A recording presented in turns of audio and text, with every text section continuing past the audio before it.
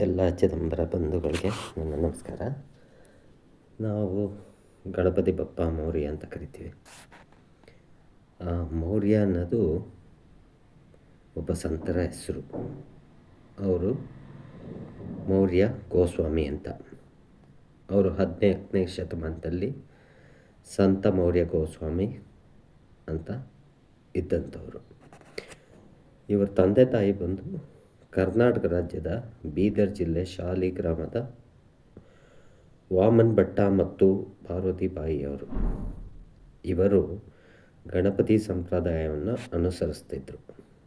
ಇವರಿಗೆ ಸಂತಾನವಿಲ್ಲದ್ರಿಂದ ಊರನ್ನು ಬಿಡಲು ನಿಶ್ಚಯಿಸಿ ಮಹಾರಾಷ್ಟ್ರದ ಮೋರ್ ಗ್ರಾಮಕ್ಕೆ ಬಂದರು.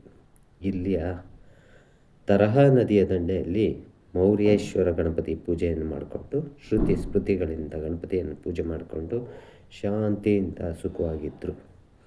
ಇವರ ಭಕ್ತಿಗೆ ಮೆಚ್ಚಿ ದೇವರ ಅನುಗ್ರಹವಾಗಿ ಪುತ್ರ ಸಂತಾನ ಪ್ರಾಪ್ತವಾಯಿತು. ಅವರಿಗೆ ಆ ಜನ್ಮ ಎಂದು ಹೆಸರಿಟ್ಟರು.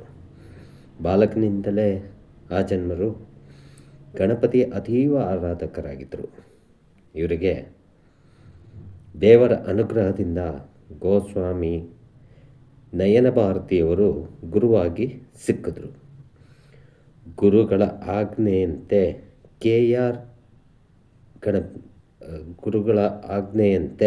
ಗಣಪತಿ ದೀಕ್ಷೆ ಪಡೆದು KR ಹತ್ರ 42 ದಿನಗಳ ಸಾಧನೆಗಾಗಿ ಹೋಗಿ ಅಲ್ಲಿ ಗಣಪತಿಯನ್ನು ಹೊಲಿಸ್ಕೊಂಡ್ರು. ತಮ್ಮ ತಂದೆ ತಾಯಿಯ ದೇಹಾಂತ್ಯದ ನಂತರ ಮೌರ್ಯ ಗೋಸ್ವಾಮಿ ಹೆಸರಿನಲ್ಲಿ ಬೇರೆ ಬೇರೆ ಗ್ರಾಮದಲ್ಲಿ ಪ್ರಸಿದ್ಧರಾದರು. ಆದರೂ ತಮ್ಮ ಸಾಧನೆಗೆ ಸಮಯ ಸಿಗುತ್ತಿಲ್ಲ ಅಂತ ಅಂದ್ಕೊಂಡು ಊರನ್ನು ಬಿಡಲು ನಿಶ್ಚಯ ಮಾಡ್ಕೊಂಡ್ರು.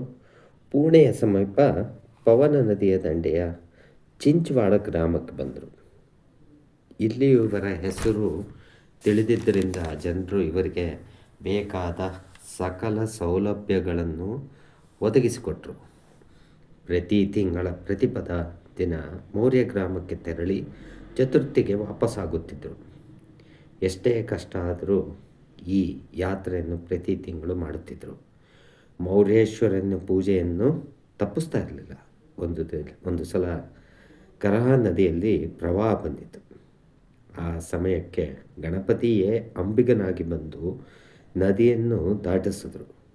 ಒಂದು ಸಲ ದೇವಸ್ಥಾನಕ್ಕೆ ಬರಲು